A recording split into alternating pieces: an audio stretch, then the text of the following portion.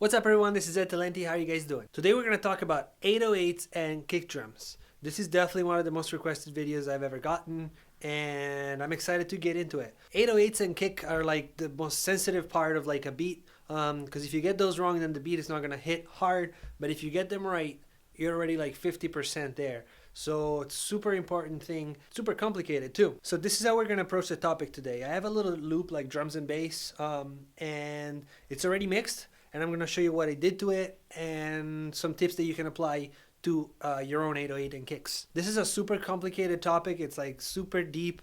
There's entire books written about low end and how to mix bass and drums for all different kinds of music. It's a pretty complicated topic, but I'm going to try to stick to 5 or 6 tips, a few tips that you can apply like right away, and they're going to improve your 808 and kick mix like immediately. Before we get into the video, don't forget to hit the subscribe button. We just hit 4K subscribers. I am super stoked, and it gets me super pumped to post more videos on here, do different stuff. I'm really excited about YouTube this year. So yeah, I appreciate your support. All right, that's enough talking. Let's get into the video.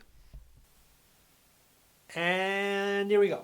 All right, so this is the loop that we're working with. I'm gonna play it for you real quick so you can kind of hear our starting point.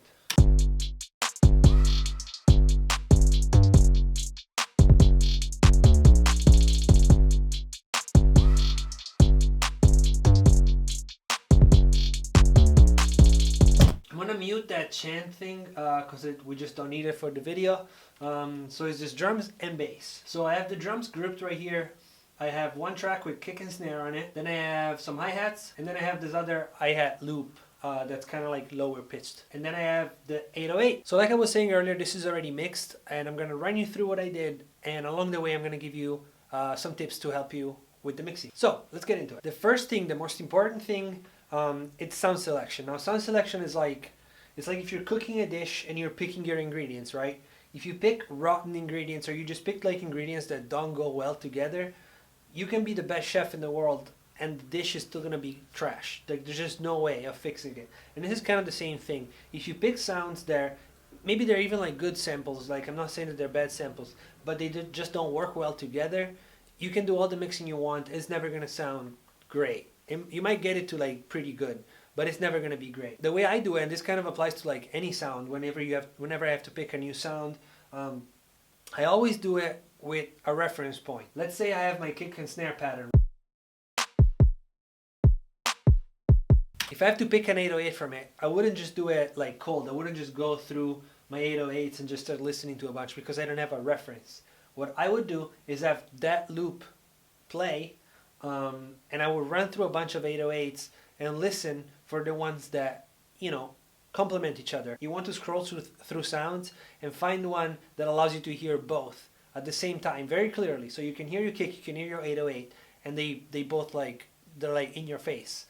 That means that the sound are working well together. The other thing you want to pay attention to is length. So if you have a long kick drum that's like boom, it's got like a lot of like resonance at the end, you want a short 808. And the other way around, if you have a really punchy short kick drum, you're gonna want a pretty long, like boomy 808. That way they complement each other's quality. One has the attack and the other one has the release, has the rest of the note. So now that you picked your two sounds, kick and snare, the next thing that you want to go and do is tune them. Tune them by themselves and then tune them with each other. So let's say with the 808, right? You want to pull up a tuner plugin. You can just use the stock one. It doesn't really matter. You can push a note and it's going to tell you what note it is. As you can see, this one is actually a little bit flat. It's always like 3 to 5 semitones, or not semitones, 3 to 5 cents flat. So I'm going to raise it by 5 semitones right here where it says detune. I'm going to bring it to +5. It now should be right in the green. So now that I did that for the 808, I'm going to do the same exact thing but for the kick drum. You need to figure out what's the root note of the track that you're working on. So let's see.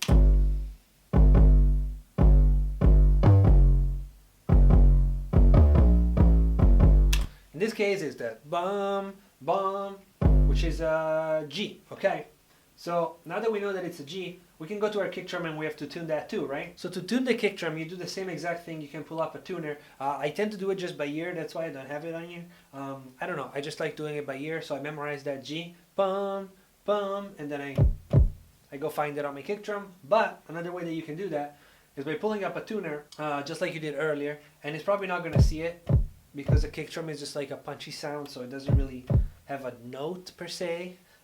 That's like very clear to the tuner. But if you can't find a note like that, you can just transpose it like a couple octaves down, and it should. This one doesn't recognize it. It depends on the kick drum. Every sound is a little different. Nope. As you can see, it's not working. That's why I do it by ear, because I can always trust my ears, and I can never trust plugins. Machines are gonna take over the world, so don't trust them. No, I'm just kidding. Machines are actually great, but since it's not recognizing it, and sometimes it does that depending on the sample that you're using for your kick drum, I'm just gonna do it by ear. So now that you picked your sounds and you tuned them, now what you wanna do is levels. So you want your kick drum to always be louder than your 808. Always is not the right word, but generally you want the kick to be louder, because the kick is going to give you that punch, the hit at the beginning, so you want to hear that like in your face, and then the 808 is going to give you the note that follows that, so it doesn't have to be as loud. If you put your 808 too loud, you'll know, because you lose the punchiness of the kick drum. Like you stop hearing the kick drum and it kind of becomes this like fart flat sound, and you lose all the punchiness. So you want to turn down the 808 so that you hear that kick like loud and clear. In fact, right now the 808 could stand to be a couple dB lower. Right about there. So now that we did all that, we're going to get into EQ real quick. So on both the kick and the 808, I want to have a cut at 20 Hertz. The reason why I do that is because below 20 Hertz, we can't really hear the sound. It's just like a rumble that we feel on really big speakers. But if you actually pull up like a span and you solo that 20 Hertz when it's going, you can't hear anything, but the meters are going crazy. So that's all signal, like electric signal of the sound, that's filling up your like headspace, your headroom, without you actually hearing any difference. So I just like to cut it off, and that allows me to have a much louder mix overall, like in the end. So after I put the cut at 20 Hertz on both, I like to go on my kick drum and find a little point in the frequency where the kick drum kind of has the hit. Every sample is a little bit different, but it is going to be between like 80 and 130, 150 Hertz. You're going to find a point where the kick drum really has that pop. And you want to find that, and you want to push that up a little bit. Like right now here, it's around 107. You're going to play it to you with and without. So this is without. This is with. It's a subtle difference, but when you put it all in the mix, it really helps the kick drum to cut through everything, and you can hear a lot clearer. Depending on the samples that I picked, sometimes I do different EQs, like I put other stuff on it, but this is like the very basics, and this is like a tip that you can apply to pretty much any sample. Now the next step is I like to put them both in mono, both the kick drum and the 808, and I like to sidechain compress the 808 to my kick drum. The next thing I like to do to my 808 is saturate it, or in other words, distort it. But I like saturation better because it's a little bit lighter and I can control it just a little bit better. So what is saturation or distortion? It's pretty simple. So basically what a distortion does, this is in any case, it takes the basic frequency of that sound and creates harmonies of that, harmonics I should say, of that. So higher frequencies that resonate with that first one. So this way, for example, if you put it on a bass or an 808 in this case, you generate frequencies that are higher, more in like the mid spectrum.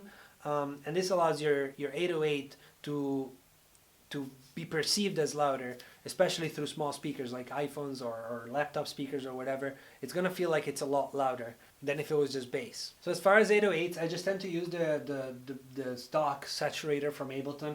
I like the way it works. It's simple enough and it doesn't really, I don't need anything that crazy. You can just pull up the drive, which is how saturated it is. Now remember, when you saturate it, the volume is going to go up, so make sure you turn down your output. Otherwise your levels are going to get crazy and it's going to start clipping.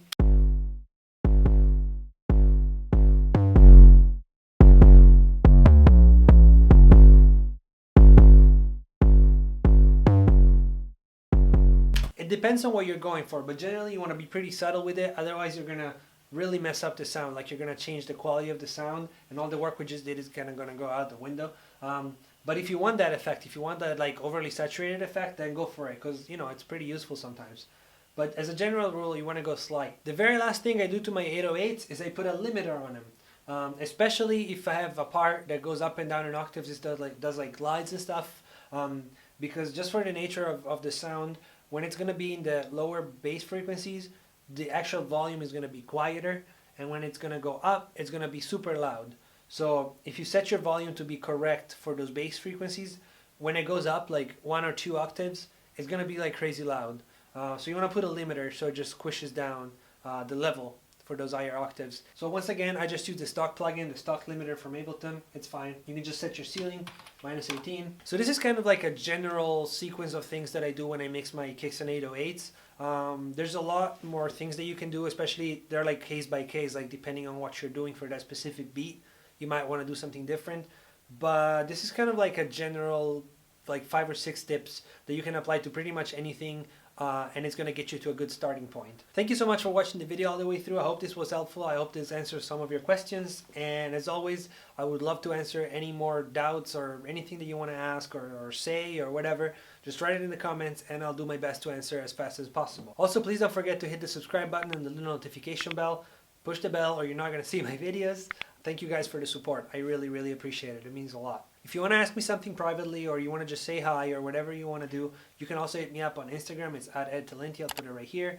And yeah, as soon as I can, I'll respond to your DMs. Alright, this is it for today. Thank you guys for watching the video. I'll see you next time. And as always, remember, be positive and positive things will happen.